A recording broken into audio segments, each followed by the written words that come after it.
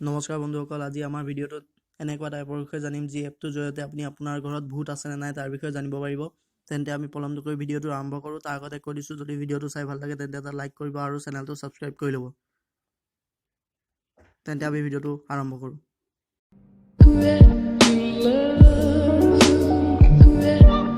আমি প্ৰথমতে play store open কৰিব লাগিব। প্লে ষ্ট'ৰত ঘোষ্ট বুলি চাৰ্চ কৰিব লাগিব। এই যিটো এপ আছে সেই এপটো আপোনালোকে ইনষ্টল কৰি ল'ব। মই ইনষ্টল কৰি থোৱা আছে, সেইবাবে মই এইটো অ'পেন কৰি লৈছোঁ।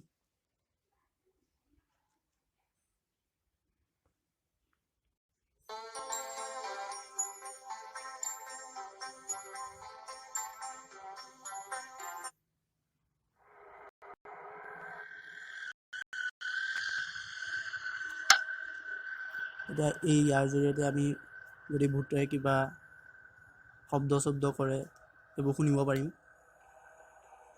তাৰপিছত ইয়াৰ জৰিয়তে আমি কিমান এনাৰ্জিৰ ভূত আছে সেই গ্ৰাফটো গম পাম। ইয়াত গম পাম যে কোনখিনি জেগাত ভূত আছে। ৰেডাৰ মেপ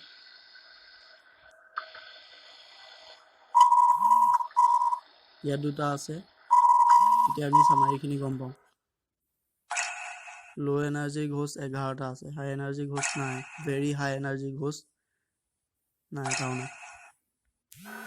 এনেকৈ আমি গম পাব পাৰোঁ। যদি ভিডিঅ'টো চাই ভাল লাগিলে তেন্তে এটা লাইক কৰিব, কমেণ্ট কৰিব আৰু চেনেলটো ছাবস্ক্ৰাইব কৰি ল'ব।